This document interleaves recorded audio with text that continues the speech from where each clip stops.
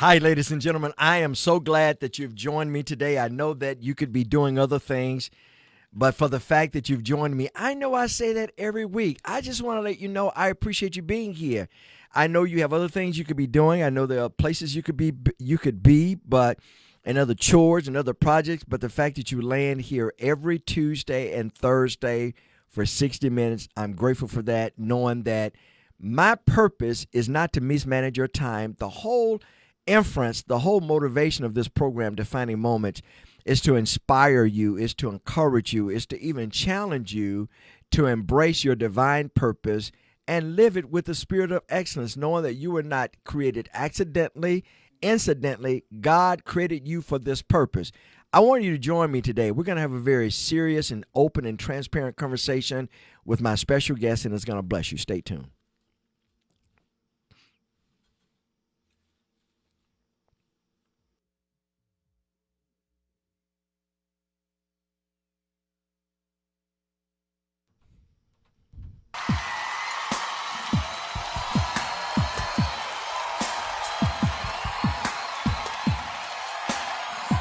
Well, hello, ladies and gentlemen. Welcome again to another edition of Defining Moments.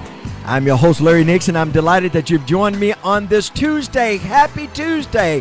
I know it seems like eons away, but I hope that you had a great weekend. I hope that you were able to get some rest, and I hope that you were able to get some things done that you've maybe put off, because I don't know about you. I know that we have listeners and viewers from all parts of the country.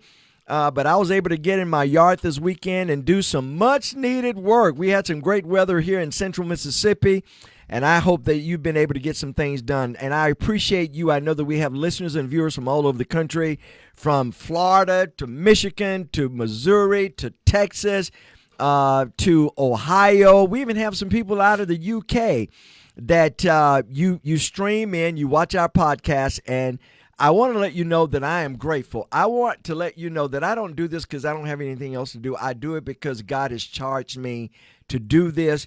The motivation of what I do is to encourage you, is to inspire you, to even challenge you to embrace your divine purpose, knowing that you're not here accidentally, you're not here incidentally, but you are here because God created you for this purpose in this space, in your skin. He put your soul and your spirit in that body that you're in, not by accident, but by providence, because he wanted to create a work for you. Let me put it this way. The Bible says God created the Garden of Eden. That's the work. All right. But God didn't make Garden of Eden self-sufficient. So he created Adam to work the ground. In fact, he told Adam to work the ground. Then he created Eve and to co-labor with Adam to work the ground. So if I were to read that backwards, I would simply say to you that God has created a work. The Bible says we're created in Christ Jesus unto good works that God prepared for us beforehand to accomplish. God created the work. He needed someone to work the ground, to work the work, to work the vineyard, to work this ministry, to work your calling, and he created you to do it. You are unique. You have a fingerprint like none other, no, like nobody else, all right? And you matter. So I want to let you know that this program is all about just encouraging you to stay focused, stay on the wall, don't give up, don't throw in the towel. Yes, we go through ebbs and flows. We go through high moments and valley experiences, but don't you dare give up. Today is a very sobering program, and I'm going to slow the tempo down a bit because I want you to be very familiar with what I consider as an epidemic that has actually ravaged humanity, human society. I had the privilege of having a very sobering conversation with Helen Brown. Helen Brown is the sex offender registrar and the human trafficking coordinator for Hinds County, Mississippi. And she is the co-founder of Friends of Fallen Riders and founder and CEO of No More Tears. I want to let you know that human trafficking is an atrocity. It is not only an offense to God, but it is a plague that has been perpetuated on humanity, and it is an offense. It is foul. to the very nature of who God is and His plan for your life. I want you to draw your friends closer. I want you to draw your family members closer, because Helen Brown, she's an expert, as it were, in the area of human trafficking, in terms of giving us tips how to recognize it and what to do. I don't want to mismanage our time, so I'm just going to delve into it. I want to welcome my friend, my guest, and she's going to introduce her guest today. I want to introduce Helen Brown to Defining Moments. Before I do that, I want to acknowledge Sister Winsley.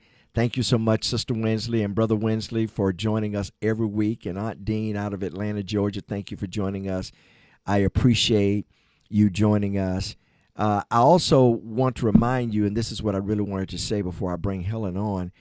Helen and I had a very sobering conversation. You can join us tomorrow at 11 o'clock on ignitems.tv and watch this podcast.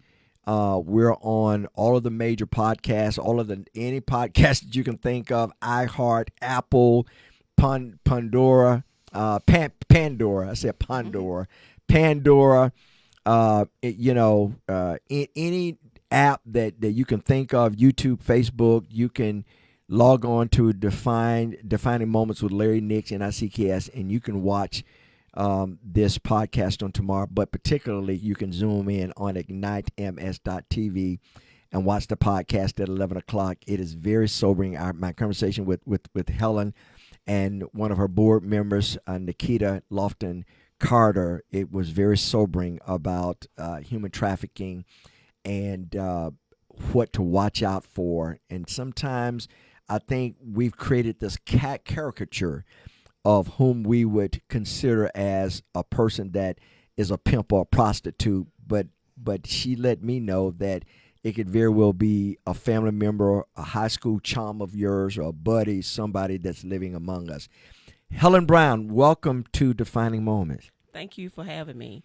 And also I have with me is one of my board members, and she has this. I've learned a lot from this lady, okay?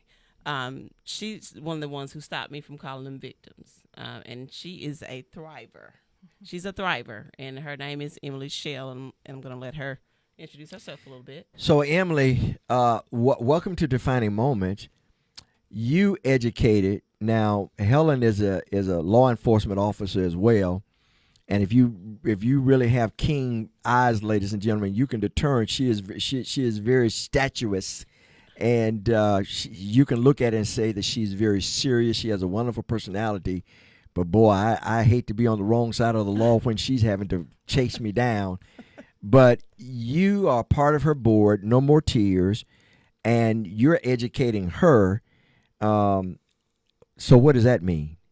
So what that looks like is people, I'm just going to say, like, I'm real big on people first language. So when we talk about when we use the word victim, people that have been victimized, a victim mentality, I believe, that you cannot heal when you are claiming that negativity over your life. Wow. So we like to even say a person, a lot of times, I'm a person with lived experience in it. I'm very directly close to this issue. And I do have human trafficking. Yes, I do have lived experience. So a lot of people that are passionate about doing different types of advocacy, it's very important that you have somebody with the actual lived experience close to you, so they can share with you things that not that you read on a website, not that you learned at your job, not that you read out of a book, but a person that's actually been there and done that and can provide, real life examples. Right. So, what is your story? And of course, I know some of your story, Helen. But how did you get here? Because actually, you were going in a different direction. Oh, yes, you sir. were going in the direction of corporate America. Yes. And the Lord tapped you on your back. Yes. So yes. how did you become such a passionate law enforcement officer? But even greater than being a law enforcement officer, you founded an organization, No More Tears. I want to talk about, how did you get here? How did you get to this journey? Well, let me say this. Destination. First off, I saw the movie Taken, and it was something that I was very interested in. And then there was this first case that was tried in Jackson, Mississippi for human trafficking. It was I think it was a 10-year-old child that was brought here from Tennessee and was trafficked here. And also, like you said, I was an accountant. I was an accounting major. I had no desire to be a police officer at all. But the late Sheriff Victor Mason told me he wanted me to do the same thing that I do in the community. He wanted me to come to the sheriff's office and do it. And I was like, oh, no, Sheriff Mason, thank you. But, no, thank you, because I'm okay with what I'm doing. Well, like I was telling you, the Lord will shake you up and put you where he wants you to be. And that's what he did. My job ended where I was, and I had to call him back up and say, hey, is that job available? And so when I got the job at Hinds County Sheriff's Office, I was boots on the ground. He allowed me to do the things that I actually were implementing with my motorcycle organization. He allowed me to implement that with the Sheriff's Office. That means advocating for those who've been victimized due to human trafficking. And that's near and dear to me. And he also worked with human trafficking at the AG's office. So Attorney General's office. Correct. And so I was in the schools bringing awareness to human trafficking. I was even able to go into the jails and talk to those who were arrested for different things like possession, shoplifting, and not knowing that going into that jail, it was just like I got into an ant bed. Really? When I stirred the nest in there, then the ladies that was in jail, they started telling other ladies that was coming in, hey, listen, you don't have to live that life anymore. You can talk to this lady that works here. She'll help you. She'll help you find somewhere to go if you want to get away from your pimp or your madam. So that's really, they put me on. So I said earlier on the podcast, and ladies and gentlemen, I'm just not a cheesy pitching person just to pitch the podcast because I'm just trying to get more views, but I do want you to subscribe. But I want you to log on tomorrow at 11 o'clock at ignitems.tv. And, this program, we're controlled by the computer. We have a great producer, Kim. Thank you for doing such a great job. But, we have to take commercial breaks, but we go straight through on our podcast. And, boy, she takes us on a deep dive of things that we need to be familiar with. But you said on the podcast that you were in an environment not knowing what really some of the stuff meant. Correct. But so talk about that. So back years and years ago, my nephew's mother was her life was taken in Delo, Mississippi, and the only thing I knew that she was a prostitute. But as I got older and I was watching the movie Taken, then I was like, okay, so she had a pimp, so that means she was prostituted. She wasn't just a prostitute. So somebody was actually had her out there working. That's powerful. So I want you, and my wife reminds me. She said, "Boy, let your guests talk." But I did listen. That's strong. She was not only a prostitute. Correct. But listen to this part, ladies and gentlemen. I called that she was prostituted. Meaning she had a pimp. She had a pimp. And like I said, her life was taken. And her son was only 18 months old. And so, like I said, I was born into this. I think I was just destined to this to be my platform. So I'm hungry for it. Just like every time I get a chance to talk about human trafficking, I'm doing it. So you said earlier also, and I'm referring back to the podcast, ladies and gentlemen, you really got to watch this podcast tomorrow at 11 o'clock at ignitems.tv. You said if you innately, God has put his Holy Spirit inside of us. Hello, Pastor Sweezer, Vicksburg. I appreciate you joining us. You said that God has put inside of us his Holy Spirit. And the purpose of the Holy Spirit is to teach us, to guide us, and to nudge us. But you said it this way. I said that, but you said it this way. If it doesn't seem right, what'd you say? It ain't right. It ain't right. If it doesn't look right, if you see something in the community, you need to say something. You need to say something. You see some things that's going on, like I was telling you about, maybe young girls or boys always going into this one person's house, or just a lot of traffic going in and out with our youth. You need to report it. You need to say something. Stop being that person who's like, oh, it's not my business. But that business might spill over into your household with your youth. And your youth might start doing the same thing that whomever's next door to you. And I don't want to get ahead of myself, and we're going to give some information, and we're going to give some contact and information that people can reach out if they suspect something illicit going on or something just not right. It's better to be safe than sorry, right? Correct. So, Emily, what is your story? What is your testimony that we'd like for you to share I believe that's healing? Because I said on the podcast, I believe someone is watching this program is a victim. I think they're not a usual or normal viewer or streamer, but you're here today. All right, and God has them here today, and I sense that they're in a hotel room somewhere, and they're listening to this program because they're lollygagging right now. All right, what is your story? Well, so I'm a person living in long-term recovery from substance abuse. That was my struggle from an early age. Not because I wasn't brought up right, not because I didn't know right from wrong. I just experienced some trauma at a young age. I was introduced to substances, and that kind of led me down the road of being involved with a street life that I actually chose over the safe, sheltered life that I once lived. And I kind of, put myself in situations, ran into certain things that I did not know existed. I was actually, in 2018, I was actually kidnapped in Jackson, Mississippi, walking down the street. It was a car. He just kept circling, kept following me. Had Texas license plates on the vehicle, and being in desperation, at that time of my life, walking, I did get in the car with the gentleman because I needed a ride. That was the truth. I didn't exactly know where I was going, and he offered some help. And immediately when I got in the car, he expressed that, "Hey, I'm a pimp, and this is what's gonna happen." And kind of laid down the law, so to speak, and told me a lot of things, and it just led into 2 weeks of pretty much pure hell for over those 2 weeks, and put me in positions where he was selling me online. I want you to hold that thought. Ladies and gentlemen, I thank you for joining us. This program is going to be healing for you and revelatory. You stay tuned. We'll be back. So I want you to continue that story, but I want you to hold that thought about when you got in the car. But this is important because it made me remember what you said on the podcast, because you educated me on the podcast here, Helen, because all to this point, I'm thinking you need to watch out for those panel vans, and you need to watch out for those trucks and cars that don't have signage or stickers on them that are cruising the neighborhood. And you're saying not necessarily, yes, but not necessarily so. Right. And I want you to talk about that, and then we'll get back to your story, Helen. So it is not necessarily just panel vans, right? No. I want you to hold that thought. Okay. All right, because I want to make sure that everybody that's driving around, because we have a lot of listeners that listen to us, and they're delivery drivers. So, ladies and gentlemen, I want you to stay tuned. This is revelatory. I want you to stay tuned. Come.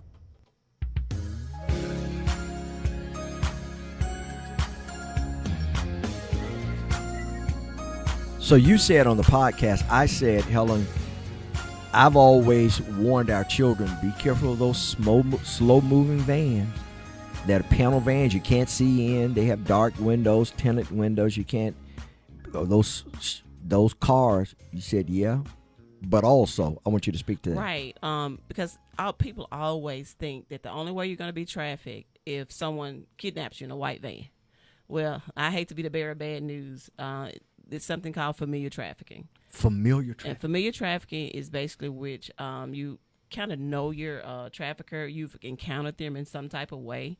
We don't talk about families trafficking their own children enough for me, and also children being recruiters in the schools, going into the schools, because back in the day you think about a pimp. You think about a pimp, which is with the suits on, with the with the canes and all that. Yeah, that's right. But we don't talk about the recruiters now. They're the same age as our kids, and everywhere our children go, the predators are there, the recruiters are there.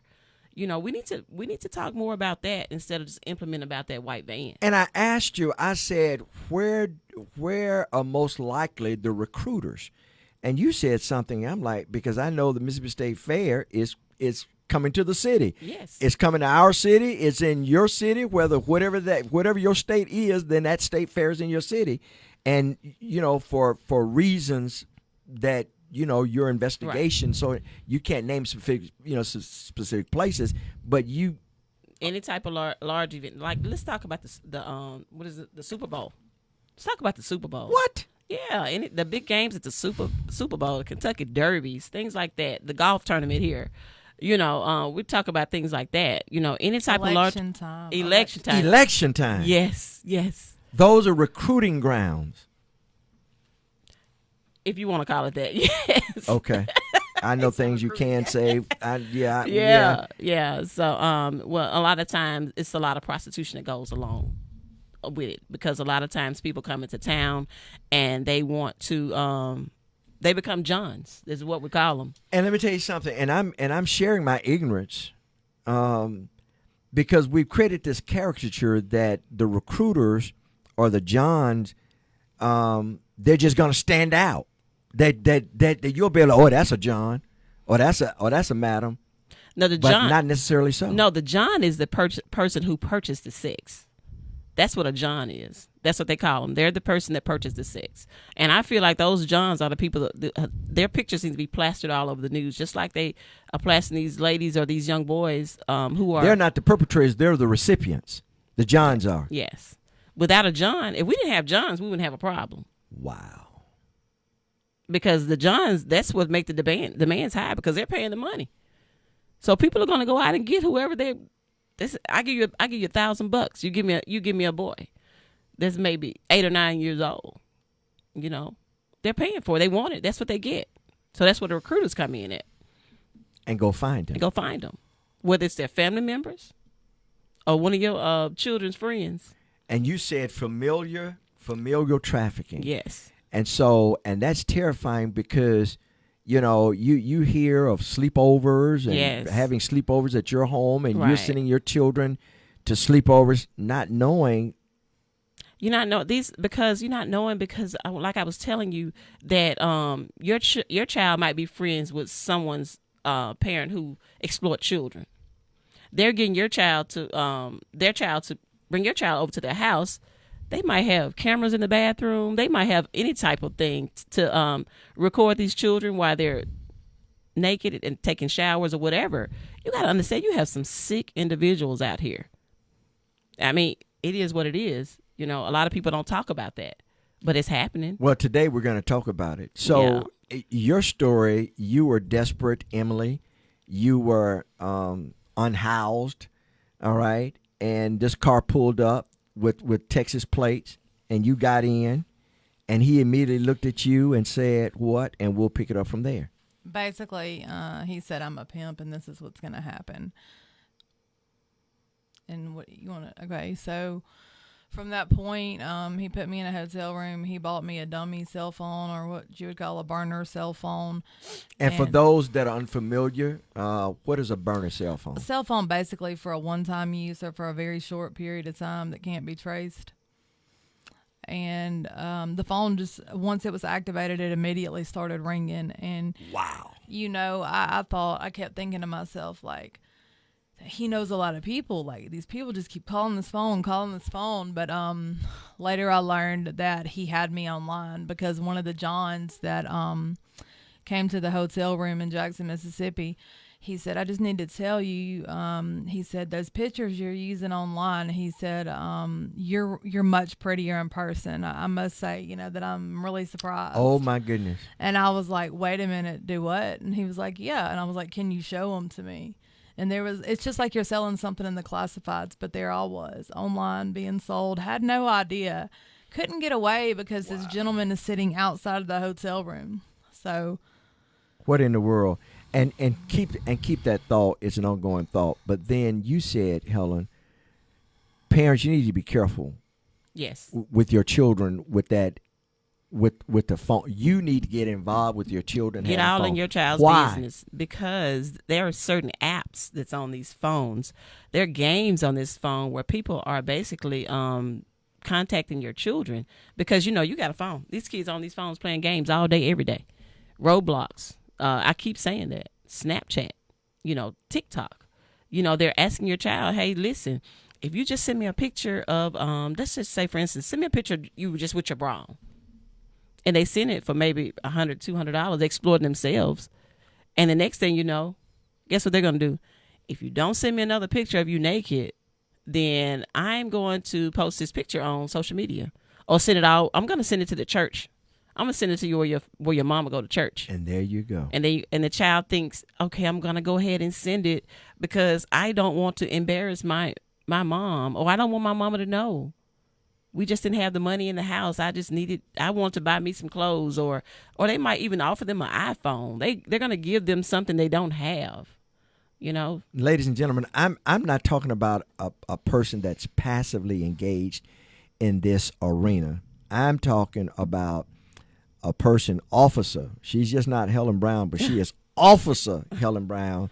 She is engaged passionately and intentionally 24/7 in this area. Yes. So you're not talking about stuff you read. You're talking about stuff that you're engaged in every day, all day, 24/7. All day. And I can tell you a little bit about Emily also because, see, I ride motorcycles with her mom. And this started way back. Her mom used to call and say, hey, Emily's missing again. And we were bikers. We didn't even know we was getting into. We was going to look for Emily at the hotels. And then she came through our jail one time, and I was booking it and booking again. And I said, Emily, when are you going to get tired? And she told me, she said, I'm tired. I said, well, you know what? I've heard that before. When you get out, just come see me. And guess what she did? She came to see you. She came to see me, and she has been, when I tell you, she has topped the charts. Emily, why did you finally stop running? It was the cycle of insanity, which is defined as doing the same thing over and over, expecting different results. And it was like a hamster just turning in a wheel. Like nothing was changing. I was tired. I knew and finally I just came to terms and kind of got honest with myself because I was really upset with myself. I was supposed to be street smart. I was embarrassed. Like, how did this end up happening to me? I was real ashamed. There was a lot of trauma, a lot of stigma attached to it, you know? And so I just got tired. I just made the decision, you know, a lot of thought, a lot of prayer, a lot of self-reflection. And I was like, you know, I can't do this anymore. So it happened pretty much from 2008 to 2018 for 10 years. Yeah, 10 years. So for those that feel caught in a cycle, for those that are tired, for those that are exhausted, and they feel like they're caught in a whirlwind, does this have to be their destiny, Emily? Does this have to? It doesn't have to be. Absolutely I want you not. to look at them and encourage them right now. Yeah, this doesn't have to be your destiny. You can stop at any time that you get ready. I realize that nobody can do it alone, but if you seek the right people, you can get the help that you need. It's available. What saith ye, Helen? Is help really available? There is help. And for one thing, Emily didn't even realize she was being victimized because she thought just because she was doing this to get money for drugs, that she thought she was just a willing participant. But they were doing something. They were feeding her drugs, but they were taking all the money that she was making out there because nobody's out there in their right mind doing this. Okay, no. They were feeding her drugs. So, and when she came to realize that she was actually being victimized, she was like, I'm really a victim of trafficking, you know? So, and I think that's helped also, you know. Then there's something you develop called Stockholm Yes. Syndrome, where it's very similar to battered women syndrome. Right. And with Stockholm Syndrome, you actually develop some type of interest in your perpetrator because you actually think what you're doing is consensual, but it's not. You know? You actually think what you're doing is consensual, but it's not. Correct. It's a deep form of manipulation. Correct. Mm-hmm. Now I got a lot at the soak in because there are many young women and young men that are in an abusive situation, and they're consenting to it, and somehow they've convinced themselves it is either okay or it's gonna get okay. Yeah. Right. Well, they do a couple of nice things for you. They kind of put you in debt, you know, and then it's like you forever owe them. Nothing you do is ever good enough. There's never payment enough, or they continue to do things for you to provide for you where you just feel like you're in debt and you're just constantly trying to work a debt off. So you founded an organization above and beyond your professional career as a current law enforcement officer. You founded an organization, No More Tears. Correct. All right. No More Tears, NMTARS. Um, of course, you are on the ball. Yeah. No More Tears. First of all, where did you get the inspiration for the name? And then what is the mission of No More Tears? Well, I was in booking again, and at the jail where I go and help out. And this guy came in with NMT on his face because we have to type in EMT. N. N. Is in Nancy. Okay. MT on his face. And I said, what does that mean? He says, not a gang. I said, I just want to know because I'm into tattoos. He says, it stands for No More Tears. I said, what does that stand for? He said, God said he'll wipe all my tears away. And immediately then I said, that's the name of my organization. It's going to be No More Tears. You know, and so that's what I went from there because I wanted to start an organization because I wanted to build foundations for victims, those who've been victimized due to human trafficking. And so that's what we started building those foundations, finding people out here who needed the help, who just needed the backbone. You know, they were lost, didn't know which way to go. And so we've been doing a great job at it. So I said earlier on the podcast, I said, interestingly enough, not in all instances, but in a lot of instances, that God sends us to the very place to minister, to reach back and help people from the very place that we suffered our greatest degree of pain. Yes. Do you believe that, Helen? Do you believe that, Emily? I believe it. So why are you involved with No More Tears? Why am I involved? Because I use my experience to benefit others. Yes. What once was my trauma, I have turned into my resume. Yes. What was once your trauma, that's a T-shirt. It is. I've turned into my resume. Yeah. Boy, that's powerful. What once was my trauma, I've turned into my resume. And I know that you are free. You want to know why? Because you are on a national radio show podcast and you're sharing your testimony. And it is through that people will be saved. And thank you for being transparent, open, honest. Ladies and gentlemen, stay tuned. We'll be right back. Listen, I have a couple of things that I want to journey through real quickly. I want to talk about signs, but before that, I want to talk about your website because people can go to your website. If they like to financially support what you do, they can go to your website. If they like to volunteer, if they like to be a financial supporter, corporate supporter, can they go to your website? Yes. Okay. So let's talk about indicators. They're physical and environmental indicators. And I want you to really, really listen, ladies and gentlemen, because you're like, well, what do specifically I need to look for? Signs of abuse. Look for bruises, various stages of healing, injuries, or signs of malnourishment. Is that an indicator? It is. Look for tattoos and branding. Now, you said something powerful on the podcast. Talk about that. Branding's, the pimps normally brand their the ladies or the boys. They brand them because that shows ownership. That lets another pimp know, hey, that's somebody else's property. Don't touch, And you said you saw someone at the cash register with a barcode. With a barcode. It was a barcode, and my mental, I was like, this lady can't know what she has on her neck. And I asked her, did she need any help? Was she okay? And she told me, I just like the tattoo. So, you just can't always say, hey, just because they have a barcode, they're being trafficked. Because in my mental, I want to help you. Yeah. So. And that's because that's one of the signs. That's one of the obvious signs that as a trained professional, to look for. That's why I pay attention to tattoos. All tattoos, because it's not one tattoo that's gonna identify if if they have a pimp, because all pimps, they might not even brand you. But some tattoos I can identify. I can tell you, oh yeah, she's a working girl. That's why she's a working girl. Wow. Yeah. All right. Lack of personal items. You gave us about the story of the young girl that was at the store off of County Line Road. She had a baby. The baby may have been 1 or 2, and she had a sign that she said she needed a place to stay. She was trying to get back to Memphis, but she needed money for a hotel room. And like I said, the first thing I saw was Memphis, and she had a baby. She was younger. It was just something. But anyway, I went ahead and I told her, okay, well, I get your room, but you're going to have to put it in your name. I said, so do you have an ID or anything? And she said, I have one, but somebody else got it. Oh, I was like, "What you mean?" She said, "Oh, she has my child's birth certificate and the ID."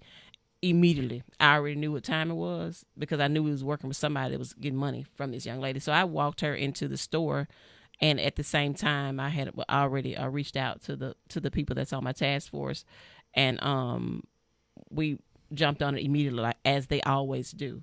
So See, you kind of you interviewed her on the spot, knowing the direction that you wanted to take her in Yes. for her to provide information. correct. Simply because you took time to pay attention And she had been out there 2 weeks at that store with a baby. with a baby.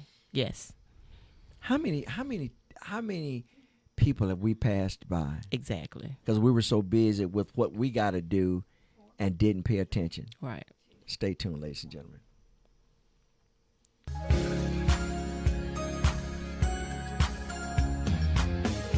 Hey, welcome back to Defining Moments. I'm talking with my guest, Emily Shell and Helen Brown. Helen Brown is the co-founder of No More Tears, as well as Friends of Fallen Riders. Correct. And we're talking about indicators. Illicit activity mostly happens, you said, at larger events. They happen at large events. They follow. Let me say this: they follow large events. A lot of prostitution does, because I guess people travel and they just, they want to have fun sometimes, and they're mental. But like I say, they're sick individuals. And now, for those of you that are joining us, because I see a few more of you have joined us, you said parents be careful with sleepovers. Yes. Why? Because you never know where they're going. Because that person that lives at that house that your child is supposed to be sleeping over, they might have another motive. They might be using their child as a recruiter to get your children to come over, and they maybe have cameras set all up in the bathrooms, where they change clothes. But you have to think about it. You're dealing with some sick individuals, so you have to think like that. And then number 3, you said parents be engaged in your children's usage of the phone. Yes, and if your child gives you attitude about getting that phone, you can best believe it's something in that phone. Now this is Emily is shaking her head and agreeing. And as a trained professional, law enforcement professional in this area, you're saying that. You said on the podcast, I didn't say it. You said I'm saying it with my chest stuck out. Yeah. You better get in their business, because If a child is fussing with you, if you Yeah. want to see their phone and they're arguing with you about the phone, it's something going on. there's something going on. And a lot of times our children are exploiting themselves. What? Yeah, they're exploiting themselves in these group chats, Snapchat, Roblox, TikTok. It's so many to name. You look in that phone, there are a lot of different apps, and these apps allow them to hide pictures, videos, and certain things on there. So you all need to get in there. There's even a calculator on the phone, and if you click on it, you can store videos and pictures, and that's what they're hiding from their parents. So I would suggest parents once a week take your child's phone and do inventory of it. Unexpectedly. Don't say, okay, every Friday at 4:00, bring me your phone. Go through it. Emily, you think that's a great idea? I do. I absolutely do. All right. And then human trafficking, behavior, and social indicators. Fear or anxiety, loss of control, scripted response, social isolation, deferring to a companion, lack of freedom. You said earlier that you had attended a concert late at night, and you had gone to this eatery, and this person was just this young person was just sitting there with their head bowed down and not. They were unattached and not engaged, and Right. you sensed something was going on. Yeah, I felt like, and I could have been wrong, but 9 times out of 10, I'm not when it comes to identifying.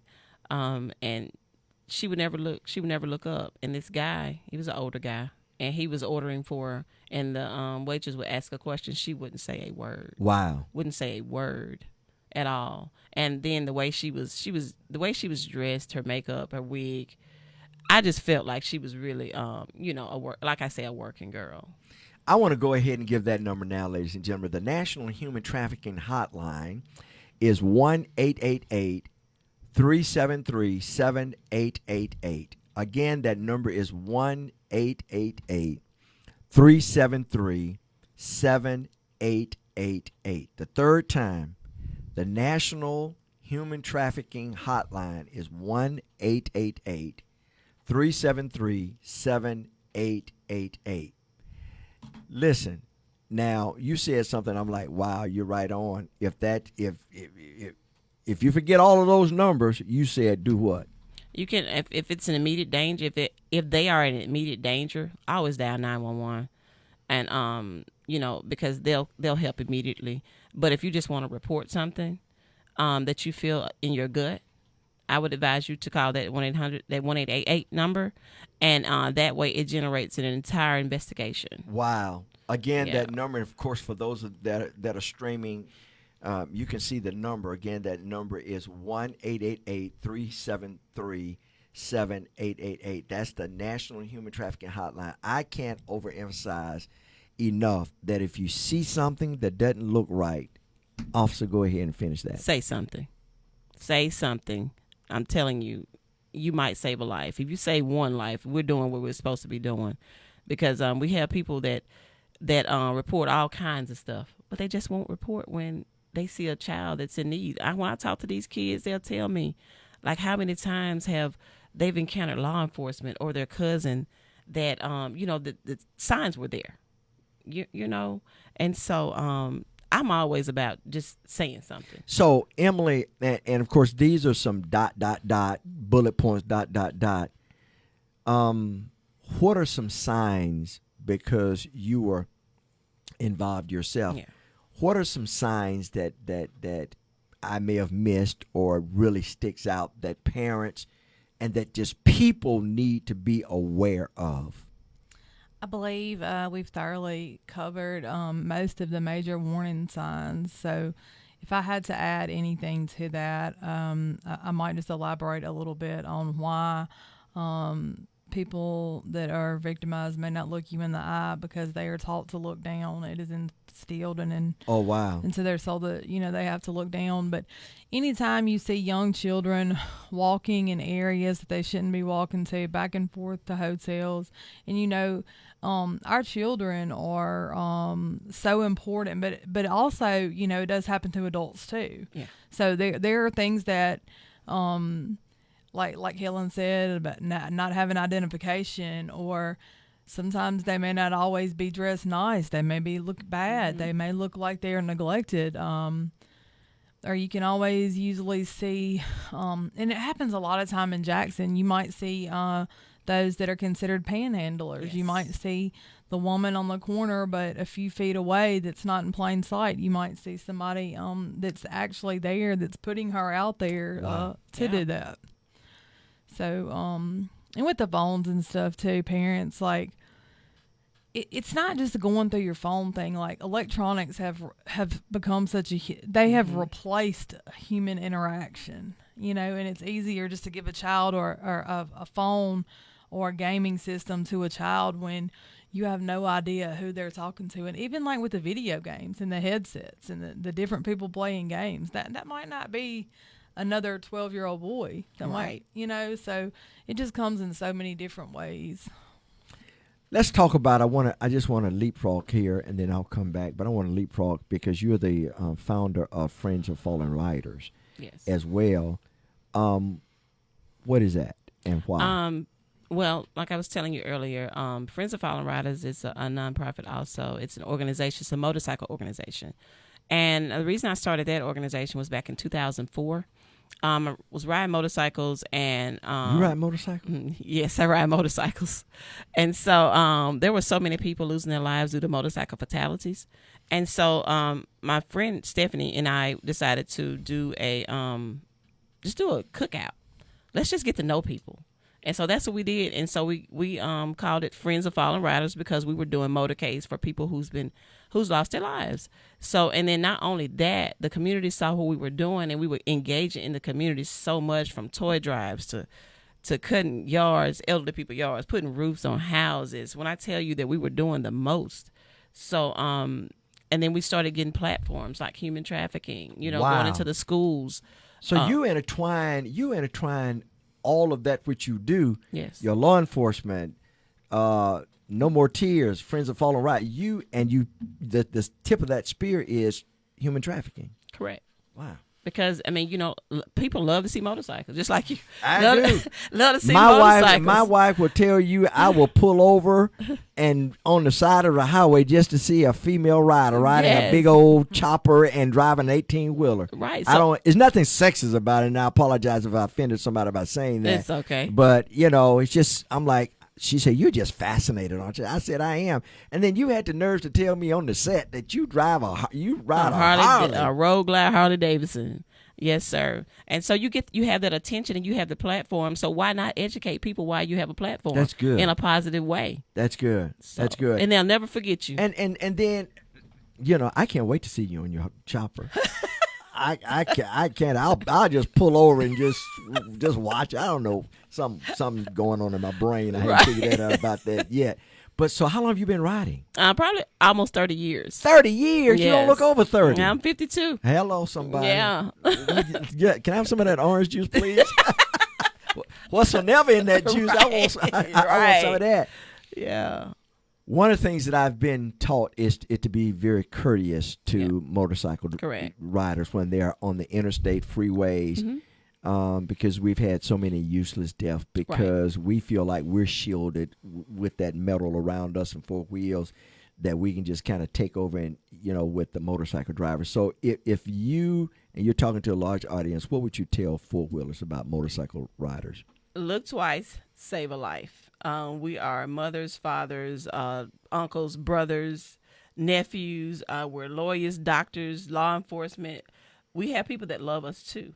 And normally when you see us riding in a pack of us, we're riding to support an organization or to support a family in need. We're doing something for a purpose. We're not just out here just bullying the highways. There are some good people that ride motorcycles, and we ride for a positive cause. So please, please, please, there's no such thing as a motorcycle riding season. Some of us ride year round, so please pay attention to us. Look twice, save a life. Look twice, save a life. I'm going to be, even though I was more conscious and respectful and courteous, I'm going to even be more so now. Thank you. Simply because of you sharing that. Emily, I'm going to revert back to human trafficking again because you just inspired one of our listeners. Pastor, thank you so much for sharing that. Your story just inspired a very close pastor friend of mine. For those that don't know what to do, they're either caught in it, but they don't know what to do. Let's talk about the caught in it, and they're tired of it, but they're afraid. They're afraid of their. And I'm thinking the John is the pimp, but you just educated me that the John is the recipient. Correct. So, for those that are tired, but they're terrified to get out, what do they need to do? I mean, that's really a hard question to answer because you just have to find the right time, find the right opportunity that you can actually leave. And even if it means just running out of the hotel and trying to follow a law enforcement officer? Yes, because nothing is going to change until you get desperate, is it? At least you'll draw some attention to yourself. That's good. At least you take the chance, And let me say this and hold that thought. Pastor, thank you so much. I want to give that website again. Someone asked for your website. No More Tears is nmtears.com. nmtears.com. Thank you, Pastor. Go on their website. You can volunteer. You can support them. You can support them financially. And what I hear you saying, even with the group that you founded, that if there's a big event, you have a group that you'll ride to Vicksburg or put something together and host an event, or they'll host it for you and you'll bring awareness to it. We just did it in Chicago. We've had maybe 150 women. What? Yes, not just Chicago. We did it in La Place, Louisiana. What? I just left Houston, Texas. I was in Kentucky. I got to admit, when I talked to you last week, you were leaving an event, going to an event. Right. I'm like, when do you ever sleep? But you're consumed with this, aren't you? I am. I am. And motorcycles is my therapy. And people always ask, how do you get rest? I rest a lot. I get a lot of sleep. But on the weekend, it's my motorcycle time, and it's my time to educate and to do what I was put in this position to do. And just think, do you ever think about had you just remained hard-headed and I'm going to be an accountant because that's what I want to do? Do you ever think about that? I'm just glad. Sometimes I do, but I am just glad that God ended that for me. That chapter was over with for me. That's very powerful because that's inspirational. Yeah. Because there are people now that are still fighting to stay in a career when they sense that God has ended it, but they're still trying to fight to stay in it. I said last week at church, I said some of us are trying to keep a door open that God has closed. Right. And close the door that God has kept open. Ladies and gentlemen, Emily Shell and Helen Brown, they're my guests today. You stay tuned. I can't overemphasize enough, once again, that the phone number to call if you suspect human trafficking, and if you're a victim of it, you can reach out to the number 1-888-373-7888. Again, that number is 1-888-373-7888. I'm very tentative because I know that there's a lot of activity going on. There's a lot of moving around during the holiday season, and we're about to go in that holiday season. Yes. So there's a lot of activity going on, right? Right. In terms of people being recruited, in terms of illicit activity. Yes, the children being out of school for 2 weeks? Yeah. For Christmas, so they don't have a lot to do, and and then parents are most of the time working, so they're experienced. They experience things. I want you to hold that thought. Okay.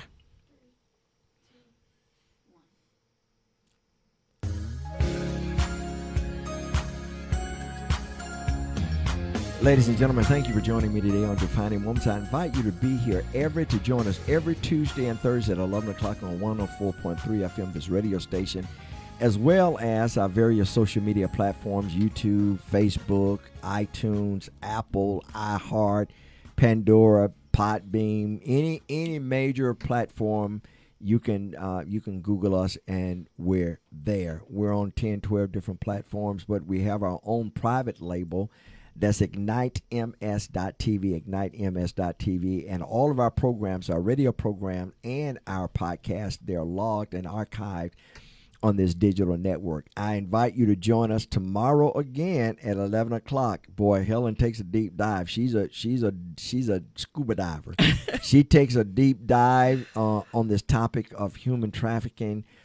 And thank you for the work that you do. Appreciate that. You're not dealing with widgets. You're dealing with people. You're dealing with rescuing human lives that have been traded, they're used as commodity. Yeah. They're used as retail items for the illicit, for the foul enjoyment of other people. Something has to be wrong. And you said something earlier. You said if that is not dealt with, then hurt people will continue to hurt people. Correct. If they don't get hurt people if they don't get help. And I want to say something about Emily. Please do. I want to take the time to toot her horn because Emily is actually a director of a sober living house, and she's also started her own organization. And you just have to understand where she came from. So when I say building foundations and being supportive, her picture would be right beside that in the dictionary. Wow. Because I'm so proud of her, because I'm able to, when we encounter these ladies that need help and need to go to a sober living house, she opened doors for me. So why didn't you just say, okay, I got up, I'm just going to go about my business and live in life? It was more than just living life. It was about healing. It was about learning just basic life skills again. It was about workforce development, building a resume, trying different jobs, facing barriers as a felon, trying to find jobs. Just so many different barriers. I knew that there's a lot of barriers in place systemically that don't necessarily have to be there. And I believe that once I started doing one right thing, it led to doing another right thing, which led into continue just making the right decisions and the right choices. And I saw how much better my quality of life was, and how much better that it continued to get by doing the next right thing. And I knew there's pieces of my story that we definitely wouldn't even have time for. But that means I'm going to do you as I did to Helen. That means, will you come back? Yeah. All right, ladies and gentlemen, you heard her. I got her on tape. I got her on air. Listen, do you know a young lady by the name of Haley Shell? That's my wife. All right. Listen, she just said you're awesome. Yeah. Listen, you're awesome. So do you have, because Helen made inference to it, do you have an organization? I do have an organization. What's the name of the organization? Exchanging Pathways. So do you have a website? I don't have a website. Well, right how now. come?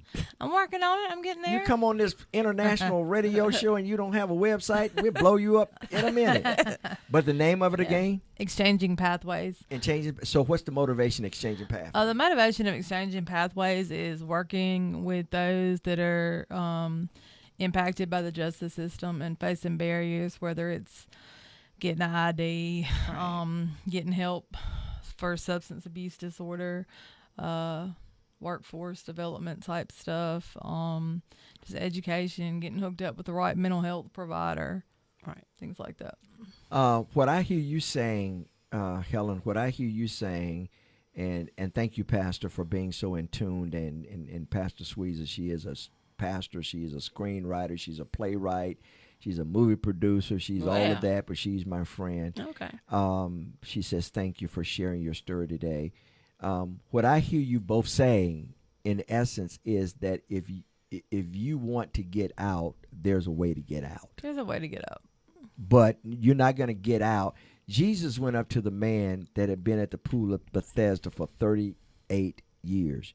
Jesus went up, listen to everybody, Jesus went up to the man and looked at him and said, do you want to be healed? Do you want it?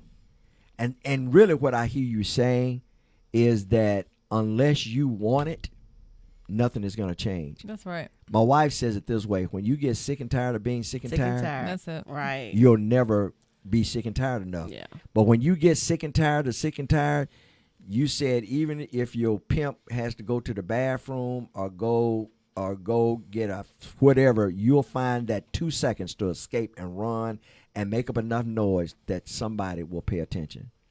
We only have 1 minute left.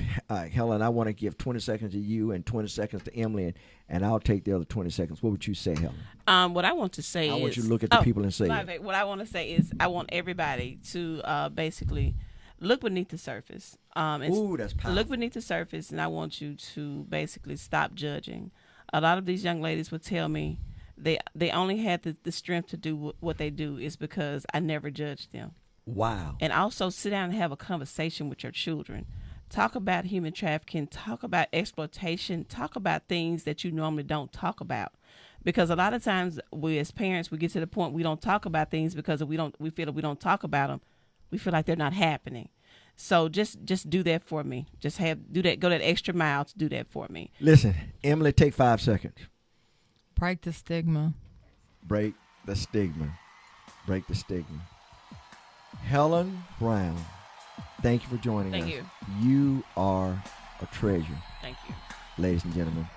You make sure you stay on her side and not on the other side. You stay on the other side, she gonna come get you. And she said, once I put the handcuffs on you, they ain't coming off until I get booked. Emily, God bless you. Thank you so much. Ladies and gentlemen, thank you for joining us. Remember to join us tomorrow at 11 o'clock on IgniteMS.tv. I'll see you next time. Hey, my name is Kyle Reno, Senior Pastor at Cross Gates Baptist Church. Here's a defining moment from this last Sunday. For we are God's masterpiece.